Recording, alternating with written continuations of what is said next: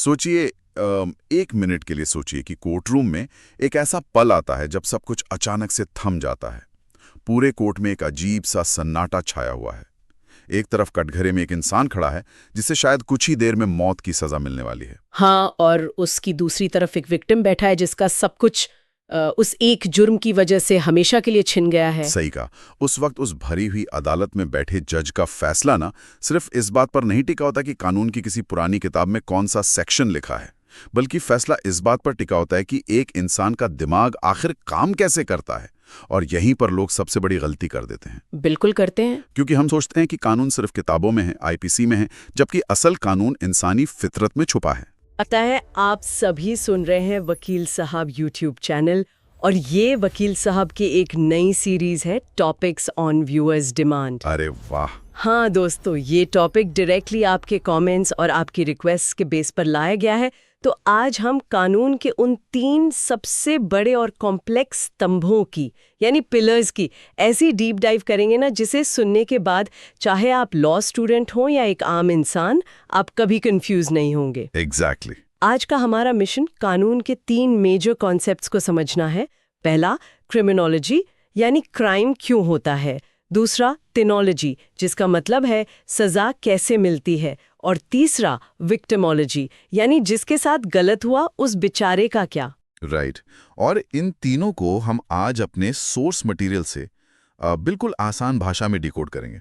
इसमें सारी major theories हैं, लैंडमार्क केस लॉज हैं, पर कोई हैवी लीगल जागर नहीं होगा। तो सबसे पहले अपनी मेन हेडिंग पर आते हैं, जो है कॉन्सेप्ट ऑफ क्रिमिनोलॉजी, यानी अपराध विज्ञान की अवधारणा। सही बात है। तो मैं ये सोच रहा था कि जब हमारे जस्टिस सिस्टम में ऑलरेडी इंडियन पीनल कोड यानी आईपीसी और सीआरपीसी जैसे हैवी कानून हैं, तो आखिर इस क्रिमिनोलॉजी की जरूरत क्या है? कानून तो अपना काम कर रहा है ना। ऊपर से देखने में लगता है यार कि कानून काम कर रहा है। आईपीसी देखता है कि चोरी हुई या नहीं, चोरी हुई तो थेफ्ट का सेक्शन लगाओ, सजा दो, बात खत्म। लेकिन देखो, क्रिमिनोलॉजी इस बात पर फोकस ही नहीं करता कि कानून क्या कहता है। तो फिर किस पर फोकस करता है? इसका पूरा फोकस ना इस बात पर है कि लोग आखिर क्राइम करते क्यों हैं। उसने चोरी क्यों की? क्या वो एक हफ्ते से भूखा था, या उसका एनवायरनमेंट ऐसा था कि उसके पास और कोई रास्ता ही नहीं था।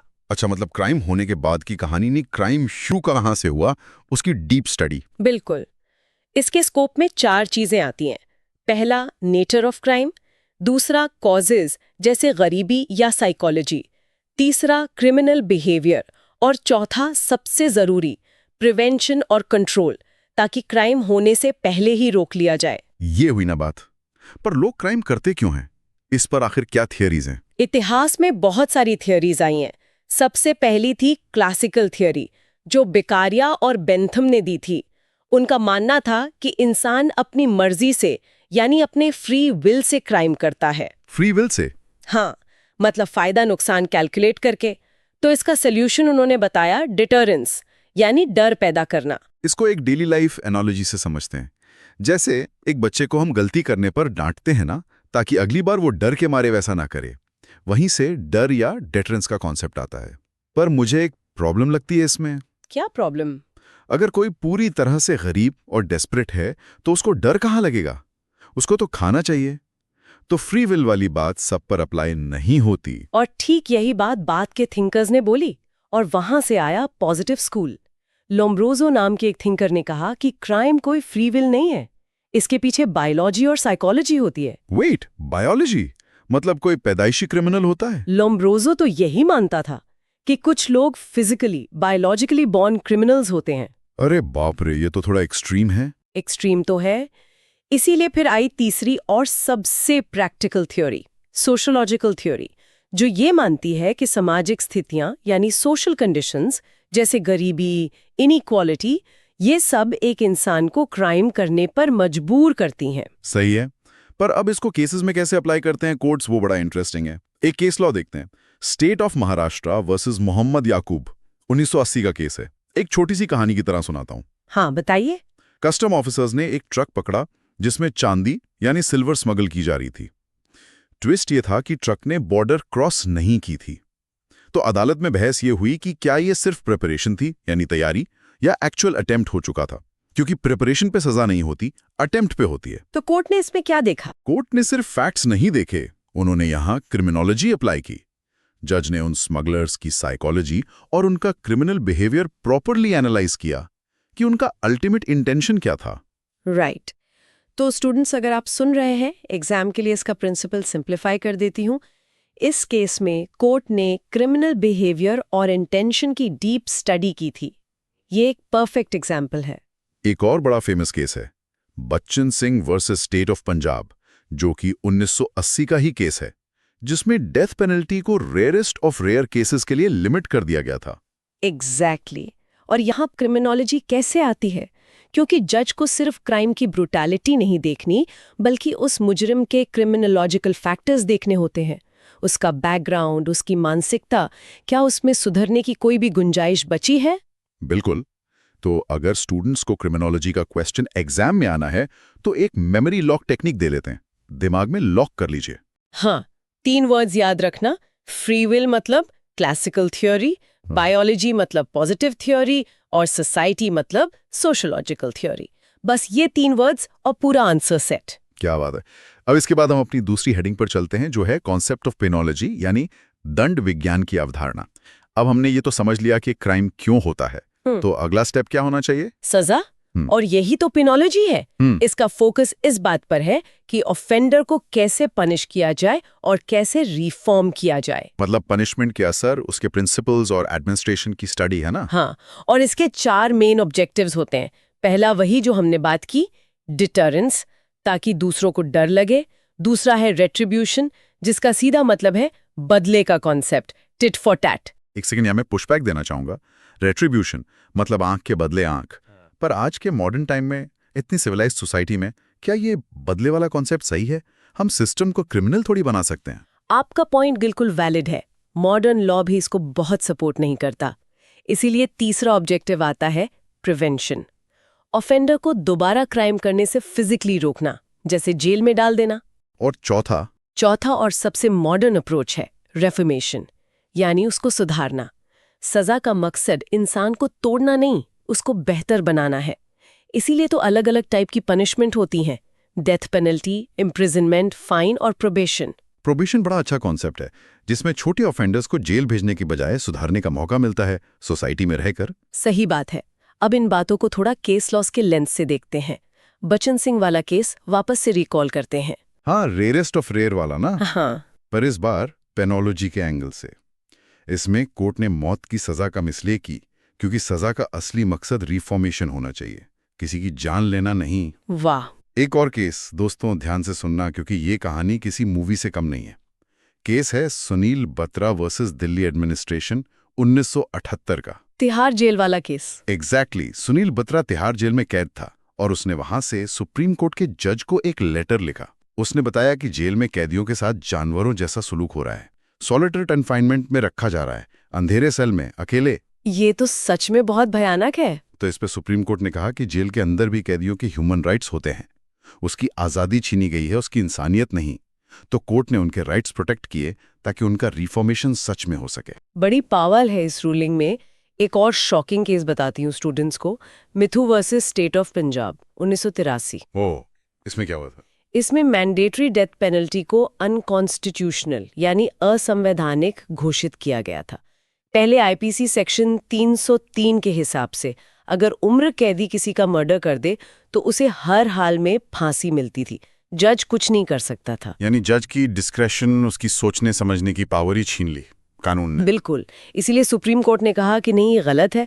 जज का डिस्क्रेशन होना जरूरी है। हर केस के फैक्ट्स अलग होते हैं। ये एग्जाम रेडी प्रिंसिपल है स्टूडेंट्स। बहुत बढ़िया। तो पेनोलॉजी के लिए एक और एग्जाम टिप देता हूँ। स्टूडेंट्स अक्सर रिट्रीब्यूशन और डिटरेंस में थोड़ा कंफ्यूज हो जाते हैं, तो क्लियर कर लो। रिट्रीब्यूशन मतलब बदला, जो पास्ट में किए गए क्राइम के लिए होता है, और डिटरेंस मतलब डर, जो फ्यूचर में क्राइम रोकने के लिए होता है। पास्ट एंड फ्यूचर, बिल्कुल क्लियर। अब दोस्तों एक सवाल उठता है, जो कि हमारी तीसरी मेन हेडिंग भी है, कॉन्सेप्ट ऑफ विक्टिमोलॉजी, यानी पीड़ित विज्ञान की अवधारणा।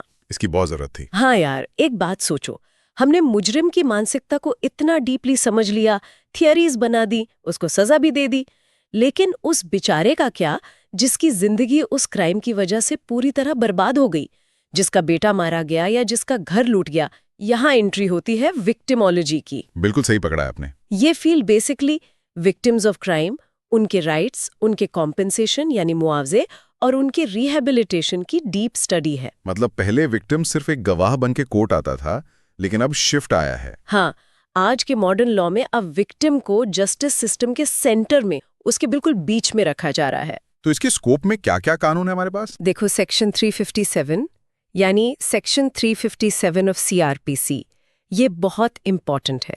इसमें कोर्ट मुजरिम से फाइन लेकर विक्टिम को मॉनेटरी हेल्प दिला सकता है, और सरकार की विक्टिम कॉम्पेंसेशन स्कीम भी होती है, जिसमें स्टेट खुद मदद करता है। अच्छा, अब इसको केस लॉ से समझते हैं ताकि और क्लियर हो। एक केस है Maneka Gandhi versus union of India 1978। अब आप लोग सोच रहे होंगे कि ये तो पासपोर्ट जब्त होने का केस था, इसमें विक्टिमोलॉजी कहाँ से आई? यही तो ट्विस्ट है। हाँ, इस केस ने फेयर प्रोसीजर एस्टैब्लिश किया। जब सिस्टम फेयर होता है ना, तो इनडायरेक्टली विक्टिम्स के राइट्स भी बहुत स्ट्रांग होते हैं। अगर ट्रायल फेयर है तो विक्टिम की आवाज दबेगी नहीं। सही बात है। एक और लैंडमार्क केस बताती हूँ, Delhi domestic working women's forum versus union of India 1995। इस पीआईएल में कोर्ट ने एक्सप्लिसिटली रेप विक्टिम्स के लिए स्पेसिफिक कॉम्पेंसेशन और लीगल असिस्टेंस की बात की थी। कोर्ट ने माना कि विक्टिम का ट्रॉमा सिर्फ क्राइम तक नहीं रहता, कोर्ट प्रोसीजर्स में भी होता है। ये सच में बहुत बड़ा बदलाव था। और एक केस जिसने पूरे देश को हिला के रख दिया था, Lakshmi versus union of India 2014, acid attack case. बहुत ही सेंसिटिव केस था ये। बहुत ज्यादा।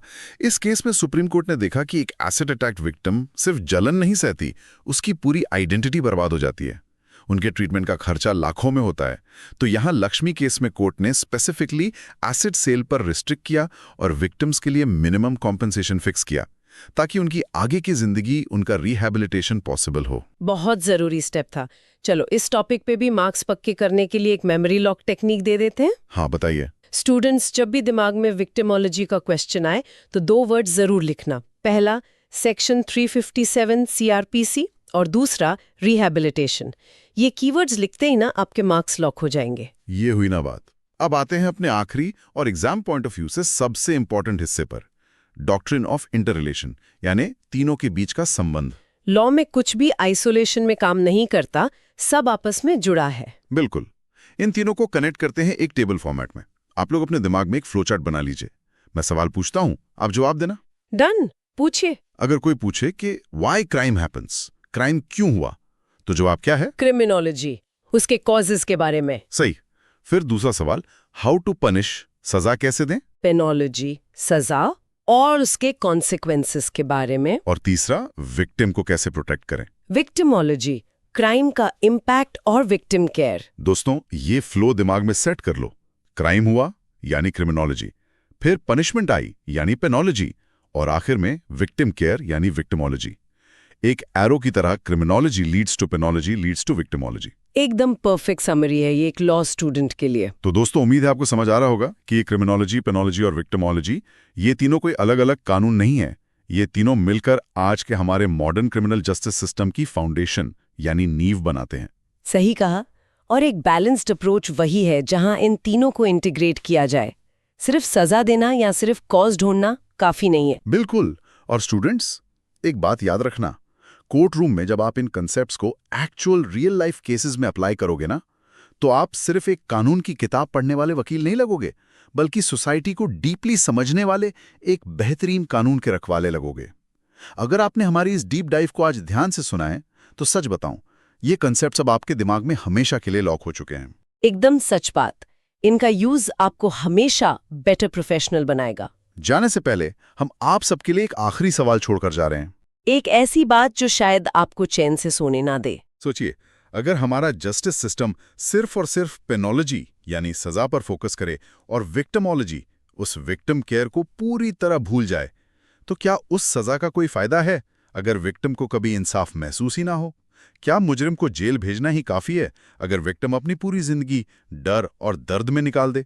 इस पर जरूर सोचिए और खुद से सवाल कीजिए। जरूर सोचिएगा। इस गहरे सवाल के साथ हम इस डीप डाइव को यहीं रोकते हैं। वकील साहब के चैनल पर और ऐसी ही कमाल की डीप डाइव्स के लिए जुड़े रहिए। अपना और अपने आसपास के कानून का ध्यान रखें। अलविदा। अलविदा।